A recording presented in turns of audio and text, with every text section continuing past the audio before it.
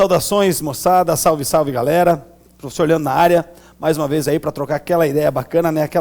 Trocar aquela ideia legal sobre a geografia. Moçada, então dando continuidade às nossas auspiciosas e estupendas aulas de geografia, chegamos nas aulas 21 e 22, onde a gente vai ter oportunidade de conversar um pouquinho sobre alguns conceitos, algumas características da geração de energia elétrica no Brasil, beleza? Pode mandar lá, Manu. Bom, então é o seguinte, galera, nas aulas anteriores nós conversamos um pouco sobre a questão da energia, mas de maneira geral, na importância das fontes energéticas. E nós chegamos à conclusão de que as fontes energéticas são de suma importância, de extrema relevância para o desenvolvimento de qualquer sociedade. Beleza? Mas e no sentido geral, até mesmo os combustíveis sendo utilizados como fontes energéticas. Hoje, falando de maneira mais específica e pontual da energia elétrica, nós não podemos chegar a outra conclusão, a não ser aquela que nos leve a entender que a energia elétrica é de fundamental importância para o desenvolvimento econômico e social de qualquer país, de qualquer sociedade. Sem energia elétrica, muitos dos processos produtivos não seriam possíveis. Sem energia elétrica, muitas das atividades sociais dentro de um país, dentro de uma nação, também não seriam possíveis. Outra coisa também, o nível de consumo de energia elétrica é um elemento que a gente pode associar diretamente com o nível de desenvolvimento econômico de um país. Em linhas gerais, quanto mais consome-se energia, significa que mais eficientes são as atividades, mais dinâmicas são as atividades, os fluxos de informação, os fluxos econômicos, e mais dinâmica é a economia desse país. Só um exemplo que eu dou para vocês, se nós analisarmos China e Estados Unidos juntos, talvez as duas principais economias mundiais, as duas principais produções industriais, nós temos aí os dois países que, em conjunto, consomem mais ou menos 40%, quase 50% da energia elétrica mundial. Beleza, moçada? Então é o seguinte, em relação às principais formas de geração dessa energia elétrica, nós temos aí várias maneiras de fazer a geração de energia. Temos, por exemplo, as termonucleares, tá? Muito típicas e utilizadas na China, nos Estados Unidos, que são aquelas usinas capazes de gerar energia elétrica por meio da utilização, por exemplo, do carvão mineral, né, do gás natural. Qual que é o fundamento de uma termoelétrica? O fundamento básico. As termoelétricas, elas se fundamentam na utilização de um combustível fóssil, certo? E esse combustível fóssil, a partir da sua queima, ou também pode ser uma cana de açúcar, uma lenha ou algo nesse sentido, a partir dessa queima nós temos um calor sendo gerado. Esse calor, ele promove aí a evaporação da água de uma gigantesca caldeira, e é esse vapor d'água que vai movimentar uma turbina e vai gerar a energia elétrica nessas termonucleares. O Brasil, ele tem, de certa forma, difundido, disseminado mais a utilização das termonucleares em seu território, porém, ainda de maneira muito consistente, de maneira muito percebida, a principal forma de geração de energia elétrica no Brasil é por meio da força hidráulica, por meio das hidrelétricas, tudo bem? Por que o Brasil, historicamente, ele faz essa opção pela utilização das hidrelétricas, né, enquanto elementos geradores da nossa energia? Porque o Brasil ele tem algumas características ambientais favoráveis à utilização desse tipo de energia. Muitos países no mundo que se utilizam de outras formas de geração de energia elétrica gostariam de ter a condição que o Brasil tem.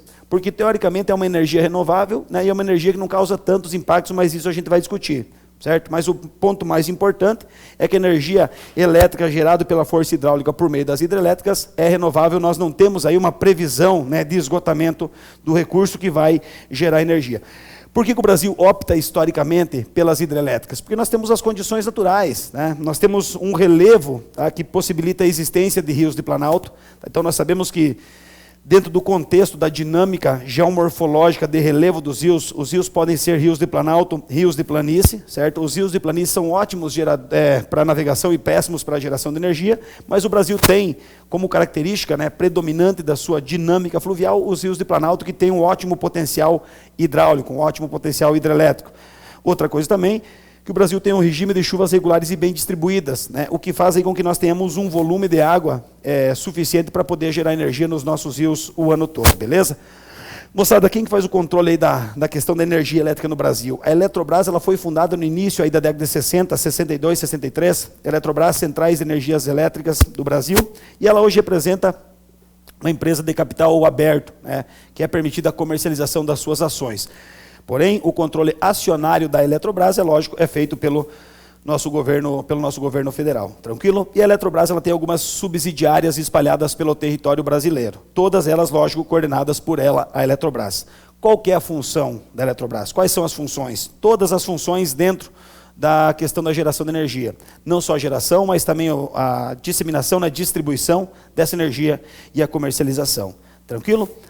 Bom, dentro do contexto já da questão do consumo da energia elétrica no Brasil, como já é do conhecimento de todos, nós temos a região Centro-Sul, né, dentro daquela divisão dos complexos regionais, o Centro-Sul como o principal polo consumidor de energia do Brasil. Beleza?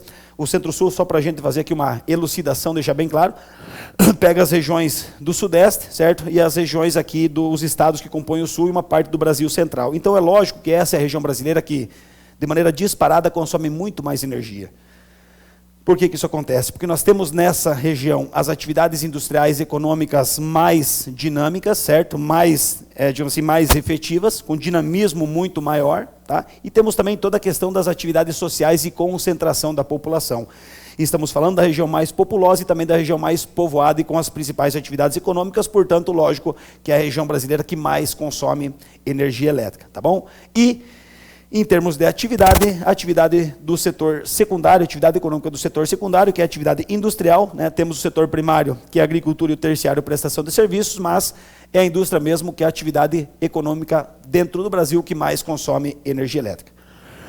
Beleza? Vamos passar lá? Seguinte, moçada, então agora dentro do contexto aí no que diz respeito, né, à geração de energia elétrica no Brasil. É lógico que a gente tem que começar falando sobre a nossa usina elétrica, né, binacional de Itaipu. Então a binacional de Itaipu, binacional porque foi feita em parceria com o Paraguai, né, ela foi construída, o contrato, né, a assinatura do contrato, digamos assim, que aprovaria a construção da usina hidrelétrica de Itaipu, em conjunto, né, levando em consideração aí a atuação do Brasil e do Paraguai, foi assinada na década de 60. Mas a usina de Itaipu, ela começa a transmissão de energia em 1985, certo?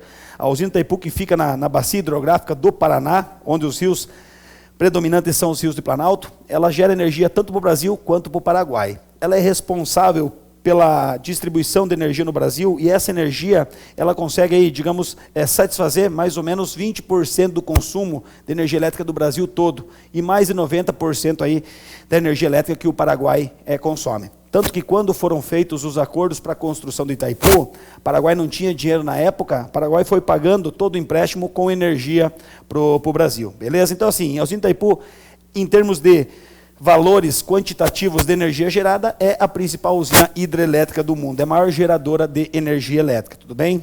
Nós perdemos o posto aí por volta de 2010, 2011, mais ou menos, 2012, para a usina das Três Gargantas, no rio Yangtze, na China, mas a usina de Itaipu já retomou o posto, é a principal geradora de energia elétrica, uma das principais, talvez a principal geradora de energia elétrica, usina hidrelétrica brasileira, beleza? E lógico, né, parceria com o Paraguai. Bom, na bacia do São Francisco, nós temos lá, fazendo, digamos assim, a gestão, né, da distribuição, da geração e da comercialização de energia elétrica, a Chesf, né, que é a Companhia de Energia Elétrica do São Francisco, das hidrelétricas do São Francisco, que é uma subsidiária da Eletrobras, que é responsável por toda a gestão da parte de energia elétrica na região.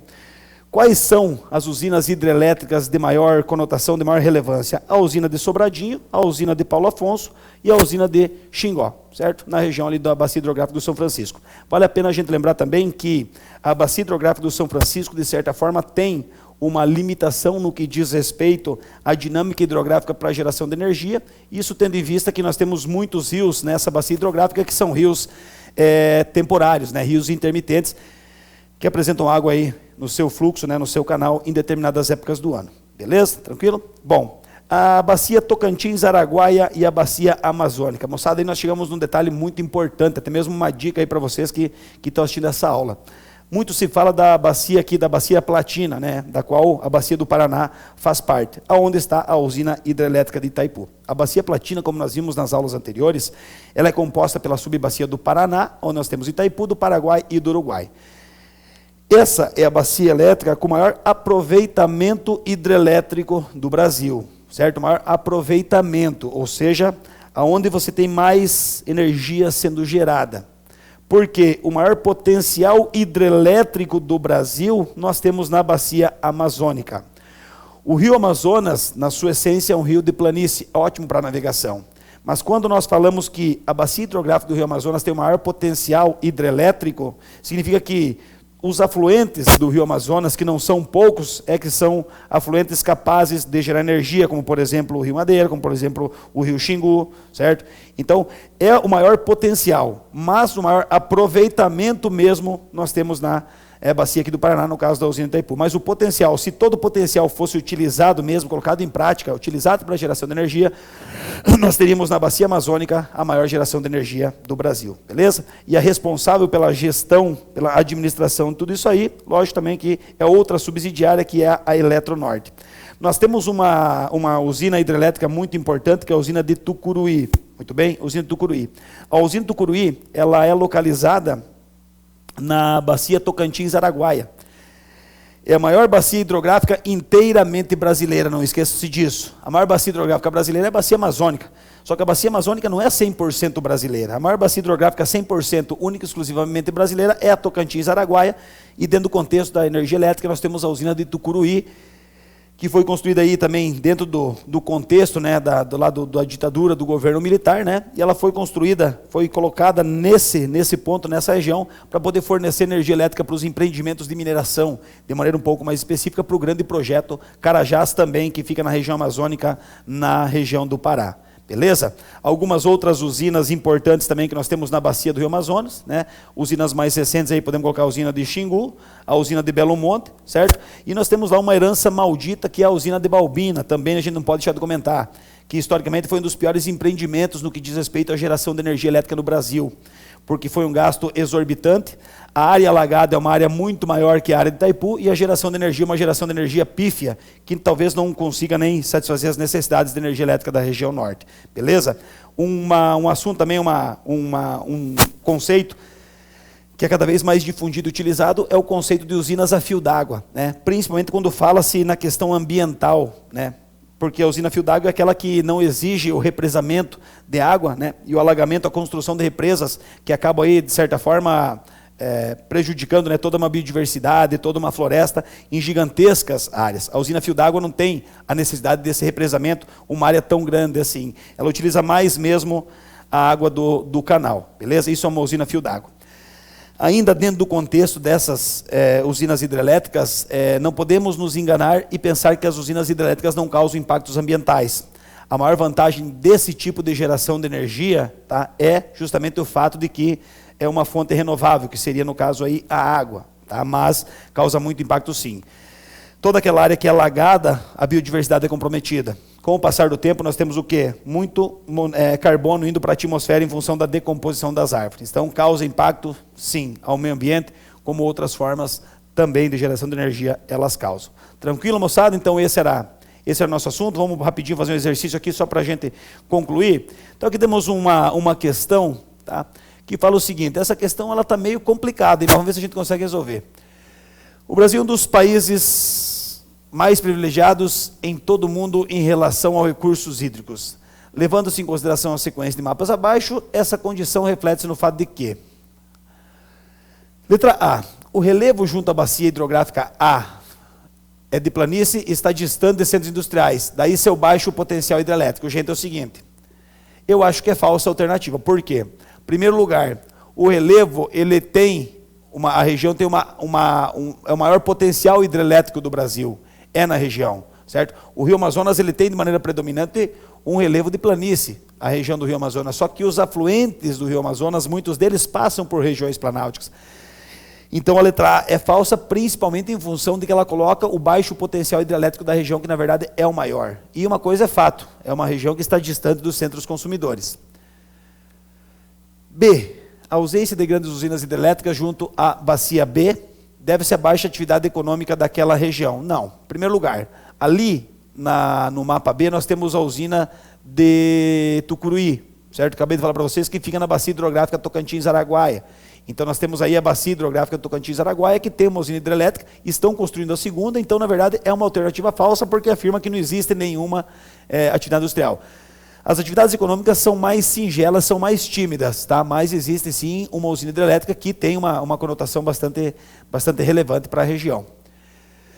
C, a exploração da bauxita justifica a instalação da usina de Tucuruí junto à bacia C. É falso, né, gente? Por que é falso? Porque a usina de Tucuruí está na bacia hidrográfica B, na bacia Tocantins-Araguaia. Aqui na imagem C, nós temos ali a bacia hidrográfica do São Francisco, lembre-se disso. O Velho Chico, que nasce na Serra da Canastra, em Minas Gerais, e vai desaguar no Oceano Atlântico, entre Alagoas e Sergipe. Ali nós temos algumas usinas hidrelétricas importantes, mais do ponto de vista local, para a própria população e as atividades do Nordeste, como Sobradinho, né, como Paulo Afonso. D, apesar de não ser de maior potencial hidrelétrico, a bacia D é a que apresenta o maior aproveitamento e fornecimento energético do Brasil. A princípio é essa aí. Vamos ver a alternativa E, aqui que vai falar um pouquinho sobre a bacia do Uruguai. O rio Paraguai, que corta a área E, já está errado, faz dessa região a de maior aproveitamento hidroviário do país. E em breve o principal eixo de integração e escoamento. Mentira, né? Em primeiro lugar, esse não é o rio Paraguai, esse é o rio Uruguai. Lembre-se, moçada, já tivemos essa aula nessa região do Brasil e nós temos apenas Santa Catarina e Rio Grande do Sul, né, que são banhados pelo rio Uruguai. E não é nessa região o maior aproveitamento hidroviário do Brasil. O maior aproveitamento hidroviário nós temos em algumas outras regiões, como por exemplo o rio Tietê, né, nós temos muitas hidrovias na própria região norte e assim por diante. Eu iria na letra D, vamos ver o que seria aí. Pessoal, acertamos, estamos ficando bom nesse negócio aí, viu? Então beleza? Eu estou aparecendo aqui agora ainda não? Tô? Então, falou, é isso aí. Bom final de semana, moçada. Tchau.